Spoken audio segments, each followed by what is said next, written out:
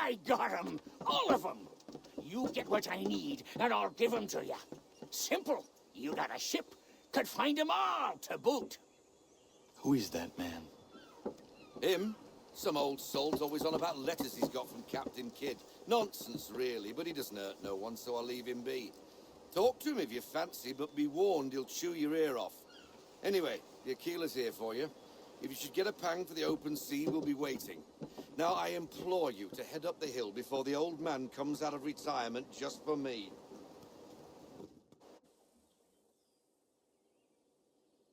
3 weeks, and not even a goodbye before you left. Sorry. Well, what are you waiting for?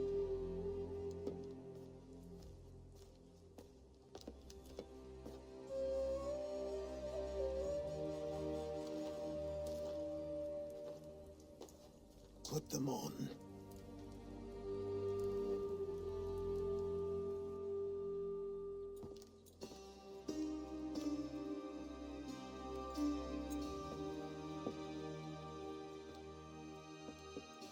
Once upon a time, we had a ceremony on such occasions. But I don't think either of us are really the type for that. You've your tools and training, your targets and goals. And now you have your title. Welcome to the Brotherhood, Connor.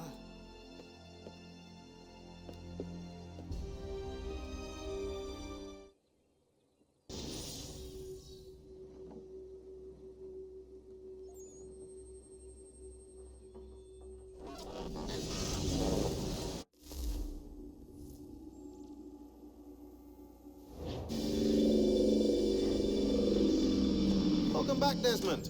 You'll be happy to hear there's actually good news for once. Yeah? I've managed to locate a power source, and it's relatively close by. Up for a trip to Manhattan? Is it safe to leave? Abstergo's gotta be looking for us. Obviously it's not safe. Can't exactly sit around here hoping to get lucky, though, can we? We need that power source. Besides, I'm sure you can cook up some way to hide our movements. Maybe. The Templars have access to all kinds of satellites and camera systems. We'll need to find a way to mask our digital signature. I can probably camouflage the van, too. But there's not much I can do for us. That's an easy one.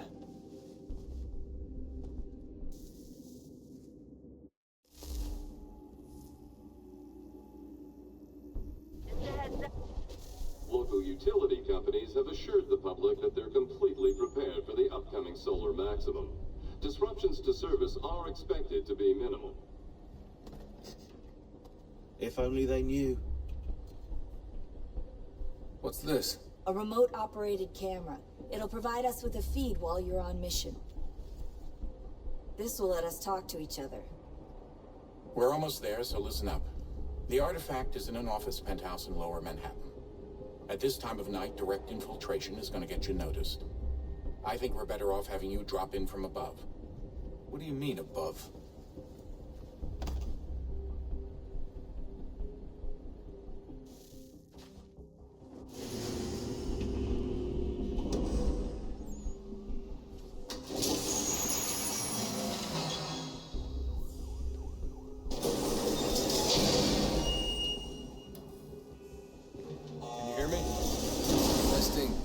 Testing, 1, 2, 3.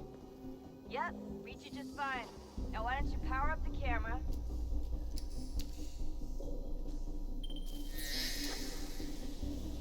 I've got pictures. Running diagnostics. Perfect. I've got a nice, strong signal.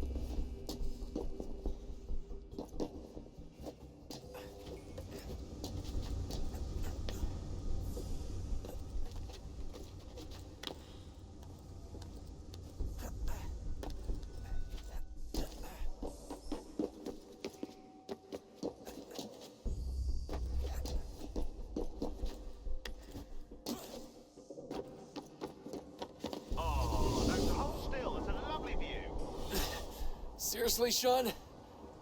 Fuck you.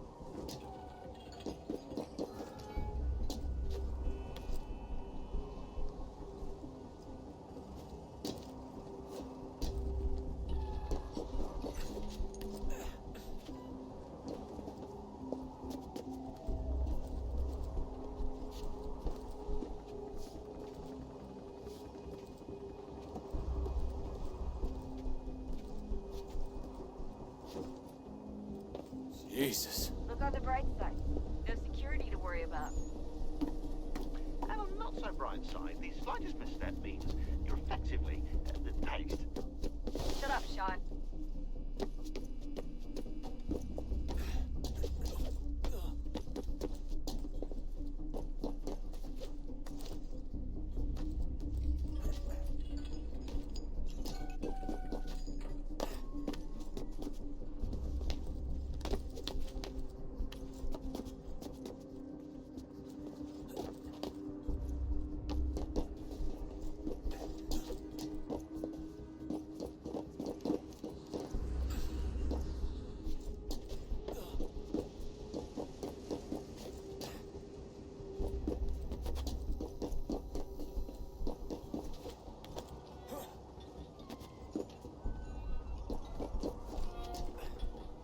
Almost there, Desmond. Once you reach the top of the lit-up crane, you should be high enough to make the jump. Should? It'll be fine, don't worry. Well, you might want to worry a little. I'm pretty sure she was high when she was running the numbers. Sean! A joke. It was a joke. Or was it?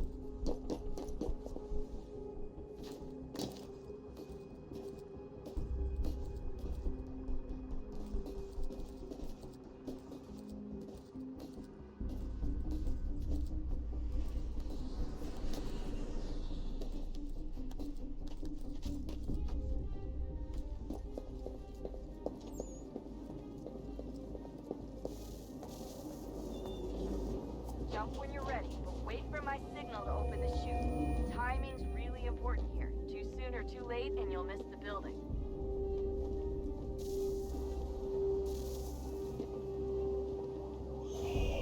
Now! Open your chute, now!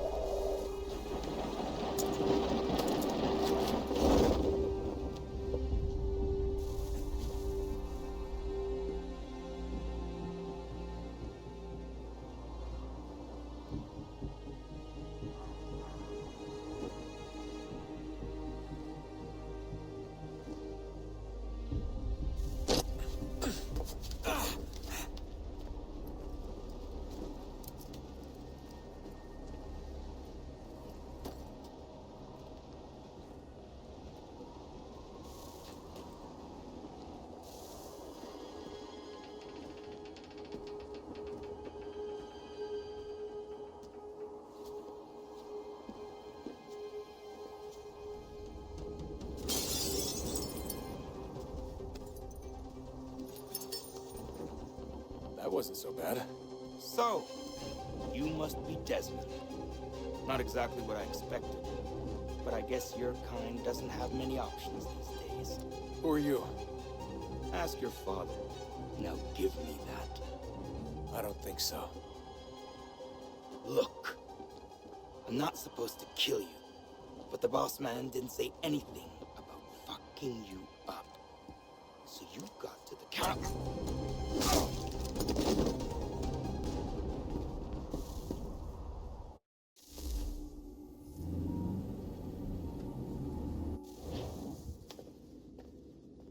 So who the hell is Daniel Cross? Believe it or not, he used to be an assassin. The assassin, the way I've heard it told, but it turned out he was a sleeper agent for Abstergo, programmed to infiltrate and destroy the organization. How did he know you were there? We could be compromised. They must have caught me snooping inside their network and sent Cross to see what we were after. If they were aware of our current location, we'd know. Though, I will say this. It doesn't bode very well for future expeditions. I've set up some cameras topside. If anyone shows up, we'll see it.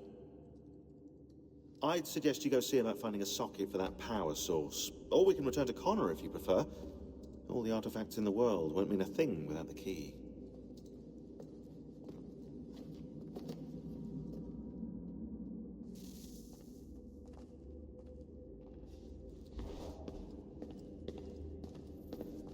I know everyone thinks I'm being silly, but I can't shake the feeling we're being watched. We are being watched. By Juno. Or some version of her. Do you think it's a recording? Or is she a ghost? Or something else? Is she talking to us the way Minerva talked to Ezio? No clue. I mean, who knows what else they were working on down here? There's still so many rooms we don't have access to. But do you think she's like literally down here, waiting somewhere, still alive? Still alive? That's mental. That means she'd be at least 75, 80,000 years old? Oh, powerful, yeah, but not that powerful. They came down here looking for a way to survive. Maybe they found one.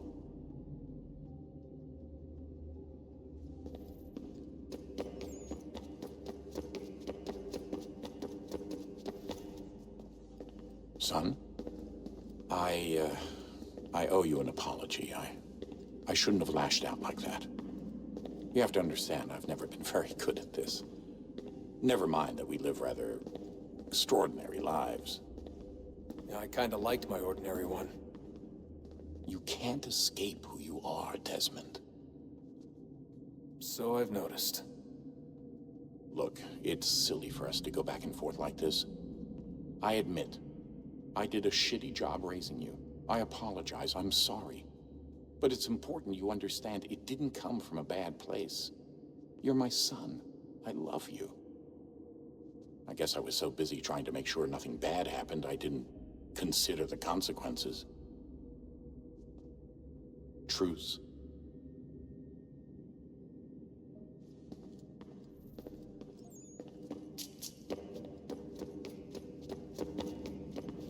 Ah, Desmond, there you are. Can I ask a favor? Maybe. When this is all over, I'd like to try turning the dial back on the Animus. Like, all the way back.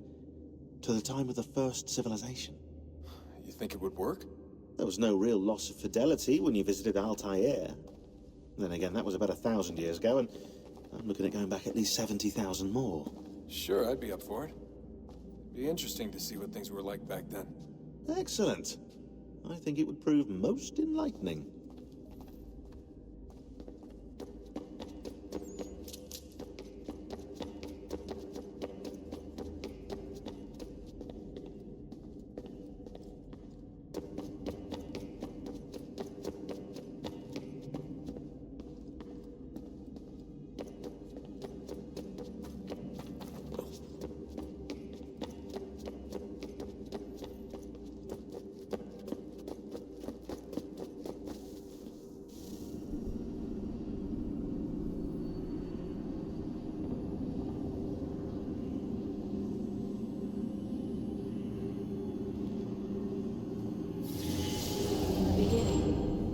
thought we could be saved. We sought to face the sun's wrath and contain it. 4 towers would be built to pull her fury into this place and dispel it.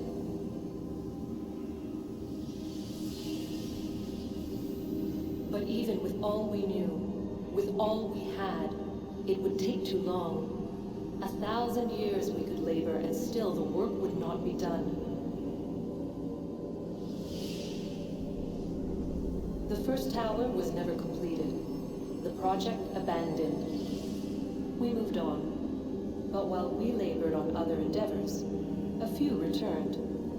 They thought to automate the process. Metal might finish what flesh could not.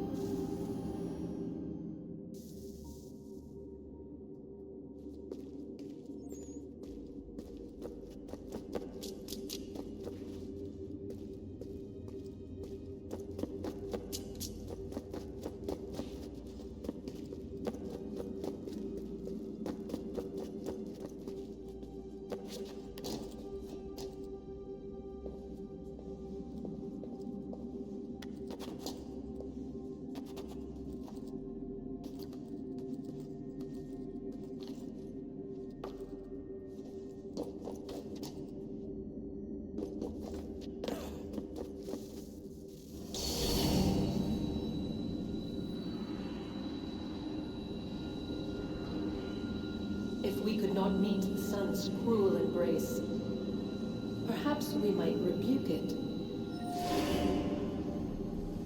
Already we could generate fields to protect us in times of strife. But these were small and simple things. To replicate them on a scale the size of a world, we lack the energy to make it so. Half the world, they said then. It is better than none at all. We tried. Again, we failed. A quarter, they asked. Even this we could not do. A sixth, an eighth, a tenth, they cried. The answer was still the same. Perhaps in time the city might be spared. But it was time we did not have. So we moved on.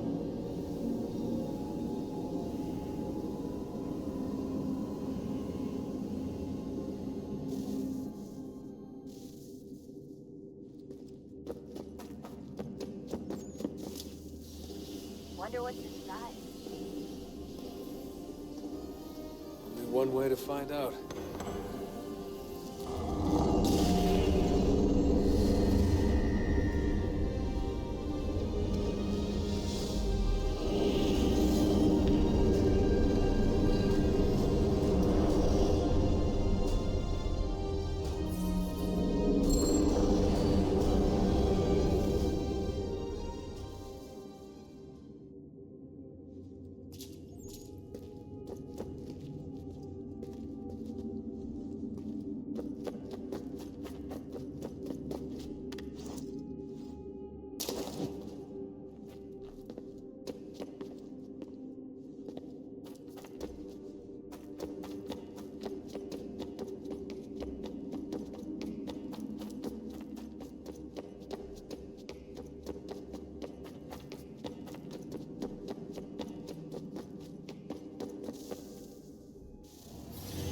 What is a fact? Is it fixed? Immutable? Certain in its existence and only awaiting discovery? Or might it be changed? Here we learned the answer, and thought that it might be. They were used to command, to control, to own. But we soon discovered another use. When enough sat enthralled and were told to believe, their thoughts took on form.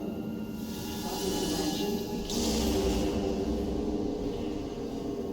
If 100 minds could wish away a wall or create a tree, what might 1,000 do?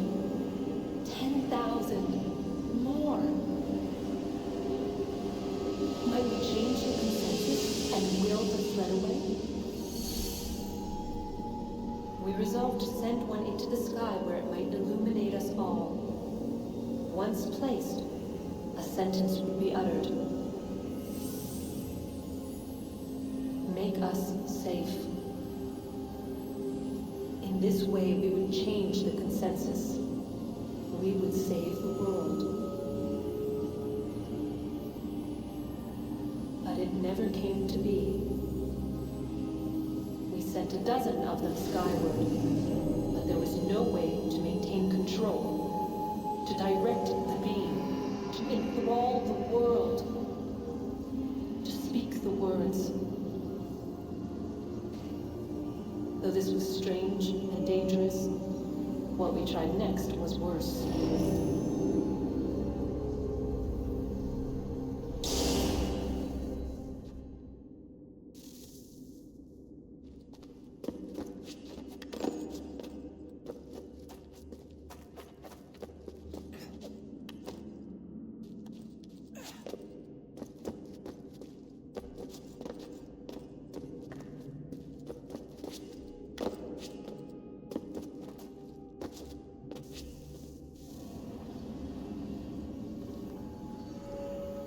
Our first instinct was to travel back, to change the past. But we could not find a way. But forward, we could look forward. And so here we sought to see beyond ourselves and know what was to come. First we wanted to learn if our work would succeed. But the answer was always the same. So we moved on to other things, but she remained. The one you call Minerva. In time, she too stopped looking, and instead began to speak. She called out across time, in the hopes that you might be saved. She hid messages where none might find them, save for you and those within this place. Fascinating. Tired of it. The cryptic warnings, the threats. Just tell us what you want! But they are. We saw the Nephilim there. We seemed like grasshoppers in our own eyes, and we looked the same to them. Imagine trying to explain all this to a 2-year-old, to a grasshopper. When they said the will of the gods was unknowable, they meant it. Literally. I killed her, you know. I killed Lucy. It was the apple, son. It was Juno. I saw what she was. What would happen if I let her live? I could have stopped myself. I mean, there was a force there. But I didn't have to. I chose to. Desmond. Lucy was going to betray us and take the apple back to Abstergo. I saw the satellite launched. I saw them turn it on, and then it failed. Whatever's on the other side of that door, it benefits Juno. We need to be careful.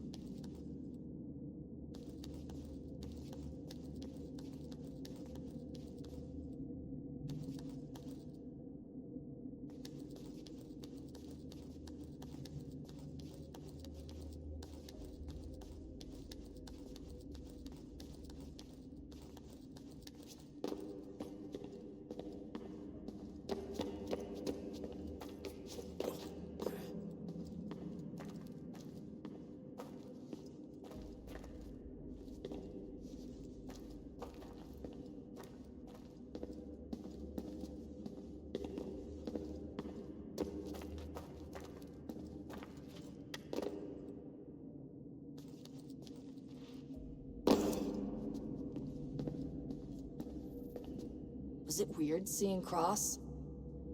What do you mean? It's different for you. You don't know about what happened, I guess. For a long time, he was important to us. He was a different person. Sean said he was a sleeper agent, like Lucy. It was different. She made a choice, but Cross, if you read the files, Abstergo just... They did terrible things to him. Rebecca? You're lucky. We all are. We have people who care about us, who look out for us. He was all alone, and the people he thought he could trust, they used him. Did you know him? No, but I knew Hannah. Who's that? She tried to help him. She trusted him. But there was a raid about a year ago. She stayed behind so the others could escape. Tried to reason with him, to see if she could fix things. Well, what happened? What do you think happened? He killed her. That's what he does. That's all he knows how to do. Sometimes it seems like that's all any of us know how to do. Rebecca.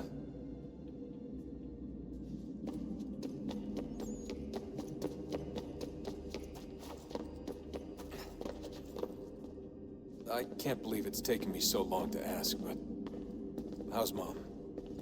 She's not... No. Your mother is fine.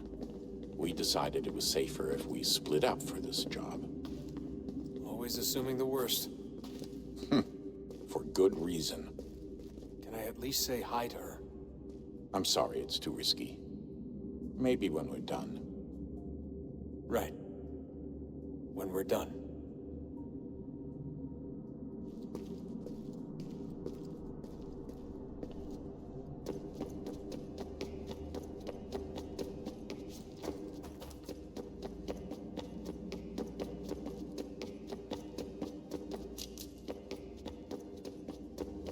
So this is how it started. What are you up to? Just brushing up on my American history. Well, I say history. They certainly teach you strange things in the States. Like what? Well, for all the talk of this being a revolutionary war, it was a civil one. Well, not that kind of civil. I mean, there was no America versus Britain. It was Brit on Brit action. And you can clearly see how the whole thing got started. One war gave birth to the other. You mean the 7 Years' War? Exactly. Seems the Crown overspent in its attempt to keep the French out, wound up with a great deal of debt. Believing that the colonists should help to shoulder the burden, new taxes were created. It was a reasonable request, even if Parliament was rather, well, undiplomatic about it. Well, it's not really fair to tax people for a war they didn't want any part of.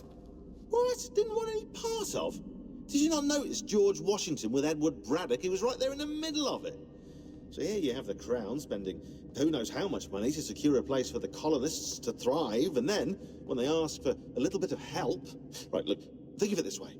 King George and the colonists, they all go out to dinner, right? And when the bill comes, George asks for them to kick in and pay their share. Fair enough. Now keep in mind, he's been taking them out to dinner, gratis, for decades now. But the colonists, oh no, they insist they only had a glass of water and a side salad. Never mind the table's full of half-eaten food and empty bottles of wine. Now, when the king points this out, what do the colonists do? Oh, they flip the table over and they storm out the restaurant. Probably intending to return later and burn it down. You left out the part where the king pointed a gun at the colonists and asked them to cover dinner for everyone in the restaurant. Right, yeah, interesting take. If he pulled out a gun, and I'm not sure he did, it would only have been after the 100th failed attempt at getting them to pay their fair share. But how do you define someone's fair share? Oh, well, with a war, apparently.